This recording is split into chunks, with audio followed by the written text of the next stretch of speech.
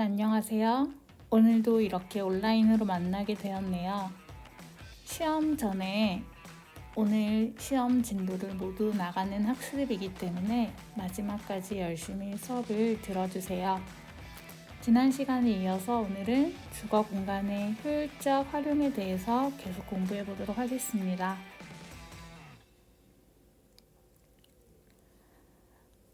지난 시간에 공간의 입체적 활용과 공간의 다목적 활용에 대해서 공부를 했는데요. 식사실과 거실, 부엌을 겸용하는 내용에 대해서는 간단히 설명했었죠. 오늘 자세히 알아보도록 할게요. 학습지에 평면도와 함께 설명을 넣어 놓았었는데 잘 찾았는지는 모르겠어요. 한번 같이 보겠습니다. 첫 번째는 거실과 식사실이 한 공간에 있는 리빙 다이닝이에요. 이렇게 거실로 사용할 수 있는 리빙룸과 식사실로 사용할 수 있는 다이닝룸이 한 공간에 있는 형태이죠. 좀 더 쉽게 평면도로 본다면 이렇게 부엌만 따로 한 공간에 두고 식사실과 거실을 벽으로 구분하지 않는 공간을 리빙 다이닝이라고 얘기를 해요. 그래서 우리가 리빙룸과 다이닝룸을 함께 쓰고 키친은 따로 있다라고 해서 이렇게 표기를 하고 읽을 때는 리빙 다이닝 룸이라고 이야기를 합니다. 식사실과 거실이 함께 있기 때문에 가족과 함께 단란한 분위기 속에서 식사가 가능하죠. 그리고 학습지에 보면 공간의 활용도가 높다라고 되어 있죠. 손님을 접대할 수 있는 응접실이 부족한 공간의 경우에서는 리빙 다이닝이 응접실의 역할을 할 수 있는 공간이 되기 때문에 공간의 활용도가 훨씬 높겠죠. 그리고 주방의 소음이 밖으로 들리지 않기 때문에 아무래도 안정된 분위기에서 식사를 할 수 있습니다. 두 번째는 다이닝 키친이에요. 이제 이름만 보면 어떤 공간들이 한 공간에 있는지 알 수 있겠죠. 식사실과 부엌이 함께 붙어 있는 공간이에요. 그래서 다이닝 키친이라고 얘기를 하고 평면도로 보면 이렇게 거실만 독립된 공간으로 나와 있는 것을 알 수 있겠죠. 그래서 효율적인 면에서 본다면 부엌과 식탁의 동선이 짧기 때문에 아무래도 작업을 하는 데 있어서 능률적이고 효율적이다라는 장점이 있죠. 그리고 거실이 독립된 분위기를 유지할 수 있기 때문에 좀 더 조용하게 거실에서 가족의 생활을 할 수 있을 거고, 부엌에서 요리를 준비할 때 나는 조리 냄새나 주방 식기, 설거지의 소리 등이 넘어오지 않기 때문에 좀 더 거실이 독립된 분위기가 유지가 될 수 있겠죠. 마찬가지로 부엌과 식사실이 함께 있기 때문에 아무래도 환기장치나 창을 이용을 하여서 좀 더 쾌적한 환경을 만들어주는 것도 좋을 거예요. 마지막으로는 세 공간이 함께 있는 리빙 다이닝 키친입니다. 주로 원룸형 형태에서 사용을 하는 경우가 많고 가족이 수가 많지 않은 핵가족이나 혹은 1인 가구에 적합한 공간이라고 볼 수가 있겠죠. 그리고 거실과 식사실, 부엌이 함께 있기 때문에 여기도 다이닝 키친처럼 환기장치나 창을 이용하여서 공간을 좀 더 쾌적하게 만들어 줄 수 있는 게 좋을 거예요. 그리고 부엌과 식사실, 거실이 이렇게 동선을 최대한으로 절약할 수 있는 곳이기 때문에 소규모 주택에 적합한 공간이라고 볼 수 있습니다. 이렇게 지난 시간에는 사진만 봤지만 오늘은 평면도와 함께 보아서 여러분들이 리빙 다이닝 룸, 다이닝 키친, 리빙 다이닝 키친 세 가지에 대해서 구분을 하는데 좀 더 쉬웠을 거라고 생각을 해요. 다음은 효율적인 정리와 수납을 통해서 공간을 효율적으로 활용하는 방법을 알아보도록 하겠습니다. 생활용품을 효율적으로 정리하고 수납하면 한정된 공간을 더 넓게 사용할 수 있고요. 작업을 할 때 동선을 최소화할 수 있는 일의 능률을 올릴 수가 있겠죠. 요즘 얼마 전에 시작한 프로그램이죠. 신박한 정리라는 프로그램에 우리가 공부할 내용들이 잘 정리가 되어 있더라고요. 시간이 되면 여러분들이 프로그램을 한번 봐도 좋겠지만 우리가 오늘 공부할 수납의 원칙에 대한 내용이 많이 들어있는 부분을 뒤에 영상으로 추가해서 붙여놓도록 할 테니까 오늘 수업 영상이 끝나도 여러분들이 그 영상을 한번 머리를 식힐 겸 보고 간다라고 생각하고 영상을 끝까지 봐주기를 바랍니다. 자, 수납의 원칙 총 6가지가 있는데요. 그 중에서 3가지만은 여러분들이 꼭 기억할 수 있도록 내가 실천할 수 있는 수납의 원칙 3가지를 정해서 꼭 외워두도록 할게요. 첫 번째는 꼭 필요한 물건만 소유하고 사용하지 않는 물건은 적절히 처분한다라는 거예요. 내가 가지고 있는 물건들이 꼭 필요한 것이냐 아니면 내가 그냥 갖고 싶은 욕구에 의해서 가지고 있는 것이냐를 구분을 하여서 적절히 처분을 한다면 짐도 줄이고 수납과 정리를 하는데 편할 거예요. 그리고 사용하는 장소 가까이에 수납을 해야 당연히 우리가 작업을 할 때 동선이 줄어들 수가 있겠죠. 그리고 잘 보이고 꺼내기 쉽게 분류를 정리하는 게 좋을 거예요. 그래서 자주 사용하지 않는 수납장은 안이 보이지 않아도 되겠지만 장식의 용도를 가지고 있는 수납장 같은 경우는 문이 없거나 혹은 유리장으로 많이 하기도 하죠. 이러한 수납의 목적에 따라서 수납이 달라질 수 있다라는 거예요. 그 다음에 개인 물건과 가족 공용 물건을 구분하여 수납하기입니다. 그래야 물건이 섞이지 않을 것이고 서로의 물건을 분실하지 않을 수 있겠죠. 그래서 사용한 물건은 가급적이면 제자리에 수납하는 것을 원칙으로 하면 물건을 잃어버리거나 혹은 주인을 다시 되찾아야 하는 일은 줄어들 거예요. 그래서 이것을 물건의 주소를 정한다라고 표현을 하더라고요. 되게 좋은 말인 것 같아요. 그래서 항상 물건을 사용하면 자기 자리, 주소를 찾아서 돌려주는 거를 생각을 하면 물건을 쉽게 잃어버리지 않을 것 같아요.